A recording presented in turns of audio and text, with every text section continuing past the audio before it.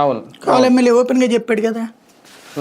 మీరు ఏం జరిగినట్టు ఇప్పుడు గ్యాసు అంతే ఫస్ట్ పడింది, ఆ తర్వాత మళ్ళీ పడట్లేదని చెప్తున్నాడు బోల్డ్ అంతమంది. ఫస్ట్ లోనే ఇంకా పెండింగ్ ఉన్నాయి సార్ చాలా, అదే డైరెక్ట్ గా చెప్తున్నారు బాధితులు. కాకపోతే ఏంటంటే రోజు ఇచ్చేసాం కనబడట్లేదా, బుద్ధి లేదా, లేకపోతే కనుక వాడట్ట మాట్లాడతా డీడట్ట మాట్లాడతా, అసలు ఈ టాపిక్కే రాకుండా క్వాడ్జు గనులను అనిల్ యాదవ్ తిన్నాడా, కాకాని గోవర్ధన్ రెడ్డి తిన్నాడా, లెక్కర్ని జగన్మోహన్ రెడ్డి తిన్నాడా, లేకపోతే వాళ్ళ ఇంట్లో వాళ్ళు ఎవరన్నా తిన్నారా, ఈ చర్చల వైపుకి తీసుకెళ్ళిపోతే ఒక ఎమోషనల్ టాపిక్ వైపుకి తీసుకెళ్ళిపోతే అసలు అంశాలు పక్కకి వెళ్ళిపోతాయి. ఇదో స్ట్రాటజీ నడుస్తుంది. ఇప్పుడు ఇది కూడా ఏ వైసీపీ వాళ్ళు అక్కడ రికార్డు చేసి పెట్టారు కాబట్టి నడిచింది. లేదనుకోండి లోకల్గా జనాలను అట్లాగే దబాయిస్తారు. అవును అవును ఇచ్చేసారు కదా, అన్ని ఇచ్చేసారు కదా.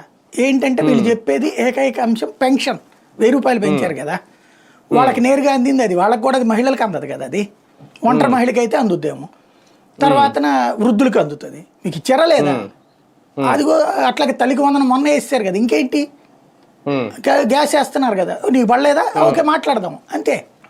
అన్నదాసుకి రేపమాపై వేస్తారు, కూడా వేసేసామన్నట్టు మాట్లాడగలగటం. రేపు బస్సు వచ్చేద్ది, ఎల్లుండి అన్నదాసుకి వచ్చేద్ది, ఇలా అవన్నీ అయిపోయినాయి కాబట్టి వచ్చేసినట్టే, ఇప్పటికే జరిగిపోయినట్టు. ఇంకా ఇది ఒకటే కదా చూద్దాంలే అంతే. అంటే పబ్లిక్ దాని సంగతి ఆల్రెడీ చంద్రబాబు గారు P4తో అది అనుసంధానం అన్నప్పుడే ఎగిరిపోయింది అది, ఇంకా లేదు.